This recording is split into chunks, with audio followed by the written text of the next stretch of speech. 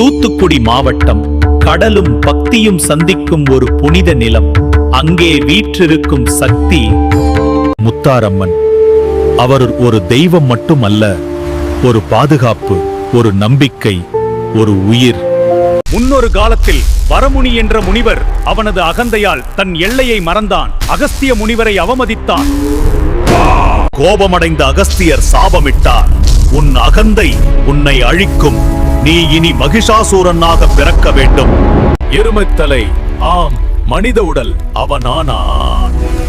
மகிஷாசூரா, அவன் பெற்றான் ஒரு வரம். எந்த ஆனாலும் எனக்கு அழிவு வரக்கூடாது. அந்த வரம் உலகத்திற்கு பயமாக மாறியது. தேவர்கள் அனைத்தும் ஈசனை நாடினர். அப்போது பராசக்தி லலிதா திரிபுர சுந்தரியாக அவதரித்தாள். அழிவை கொண்டு வந்தவனை அழிக்க நான் வந்திருக்கிறேன். ஒரு பெண், ஒரு சக்தி, ஒரு போராட்டம். இது சாதாரண போர் இல்ல.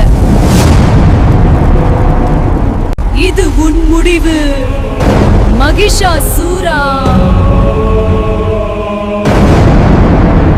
அசுரனை அழித்த பிறகு அந்த சக்தி இங்கே தங்கி முத்தாரம்மனாக, சுயம்புவாக, முத்தாரம்மனாக அருள்பாலிக்க தொடங்கினாள். இந்த ஊர் முத்துகளின் பூமி. கடலில் இருந்து வந்த முத்துக்கள் அம்மனுக்கு ஆரமாக அணிவிக்கப்பட்டது. அதனால் முத்துத்து ஆரம் அம்மன், முத்தாரம்மன்.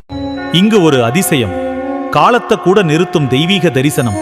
ஞானத்தின் உருவான சிவன், அன்பின் வடிவமான அம்மன், இருவரும் தனித்தனியாக அல்ல, ஒரே பீடத்தில் ஒரே சக்தியாக.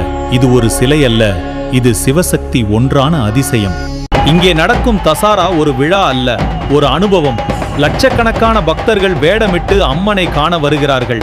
நம்பிக்கை இருந்தால் அம்மன் உன்னை காப்பாள். அவள் முத்தாரம்மன்.